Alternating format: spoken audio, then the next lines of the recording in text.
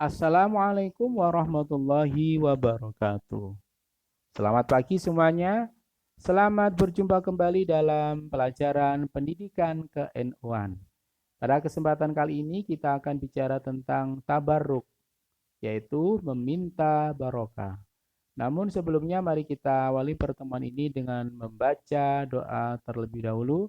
Mudah-mudahan diberikan kemudahan, kelancaran, keberkahan, dan kesehatan untuk kita semuanya. Al-Fatihah. A'udzubillahi minasyaitonirrajim. Bismillahirrahmanirrahim. Alhamdulillahirabbil alamin. Arrahmanirrahim. Maliki yaumiddin. Iyyaka na'budu wa iyyaka nasta'in. Ihdinas siratal mustaqim. صراط الذين أنعمت عليهم غير المغضوب عليهم ولا الضالين آمين بسم الله الرحمن الرحيم رضيت بالله ربا وبالإسلام دينا وبمحمد نبيا ورسولا ربي زدني علما وارزقني فهما آمين ya rabbal alamin. Baik, tabarruk atau meminta barokah.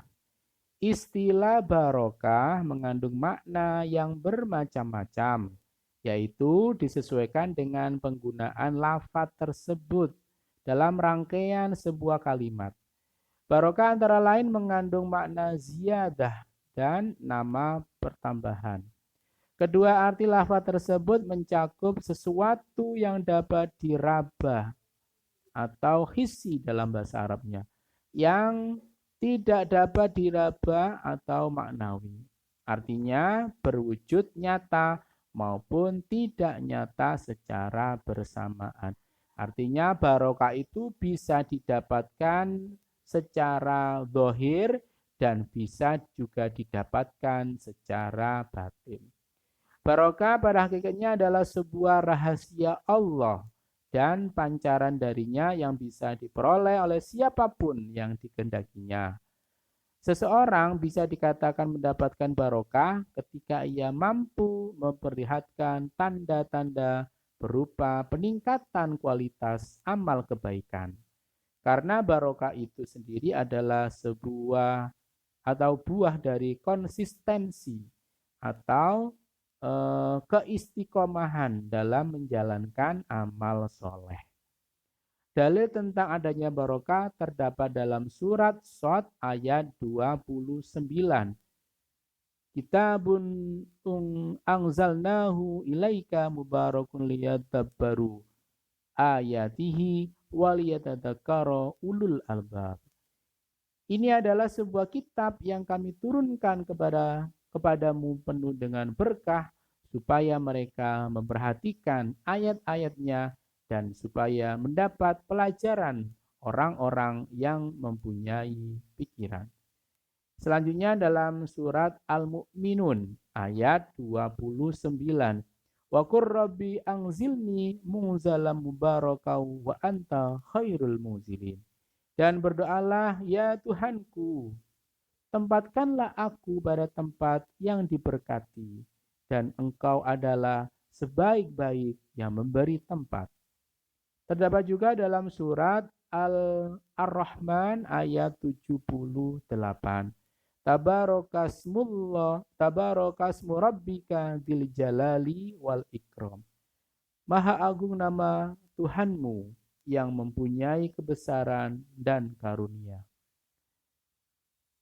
Ini beberapa ayat yang terdapat dalam Al-Quran yang menjadi landasan tentang barokah. Nah, bagaimana di dalam hadis atau dalil tentang barokah dalam hadis? Rasulullah SAW meminta barokah dengan Al-Quran.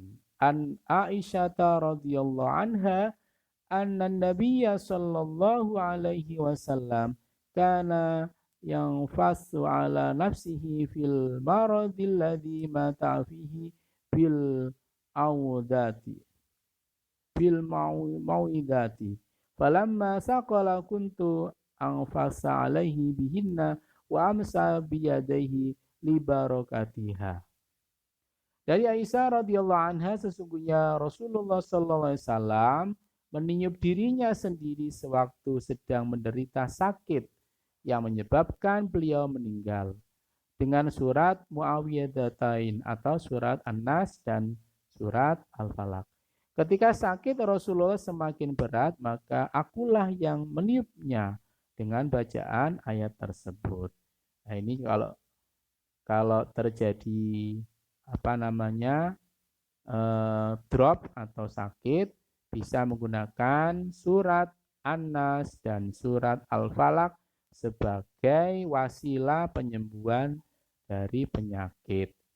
Para sahabat meminta barokah di depan makam Rasulullah.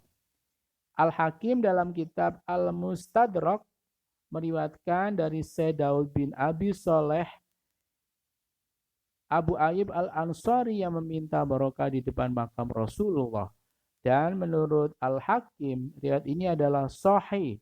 Begitu juga menurut Imam Az-Zahabi. Syekh Taqiyuddin Ibnu Taimiyah juga meriwayatkan dari Imam Ahmad bin Hambal bahwa Ahmad bin Hambal sering ngalap barokah di sekitar mimbar Rasulullah.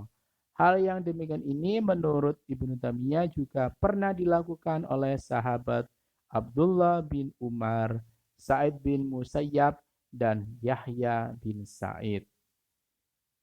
Syekh Imam Al-Khurafi berkata bahwa disunahkan mencium rumah makam Rasulullah Sallallahu Alaihi Wasallam. Tidak mengapa seorang memegang makam dengan tangannya untuk mencari barokah.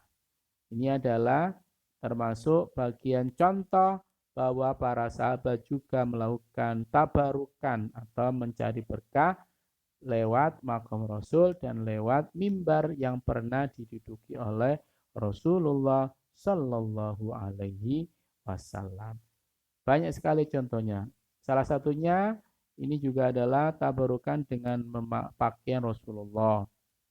An Asma binti Abi Bakar qalat hadhi jibbatu Rasulullah sallallahu alaihi wasallam kanat inda Aisyata hatta qadaita falamma qadaita qadatuha wa kana Nabi sallallahu alaihi wasallam yalbasuha fanahnu nagsiluha lil maradi yastasfi biha.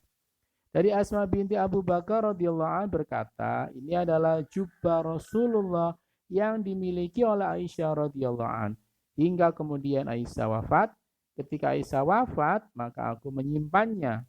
Dahulu Nabi Muhammad memakainya dan kami mencucinya untuk menyembuhkan orang-orang yang sakit. Ini adalah contoh-contoh tabarukan dari yang dipakai oleh Rasul dijadikan sebagai obat, ya. Jadi kita bisa mengambil hikmah atau pelajaran dari materi kali ini bahwa mencari berkah atau tabarukan itu diperbolehkan. Mudah-mudahan bisa dipahami. Itu saja untuk pertemuan kali ini. Mari kita akhiri dengan doa kafaratul majelis. Subhanakallahumma bihamdika asyhadu an la ilaha illa anta astaghfiruka wa atubu ilaik. Wallahu muwaffiq ila aqwamit thoriq. Wassalamualaikum warahmatullahi wabarakatuh.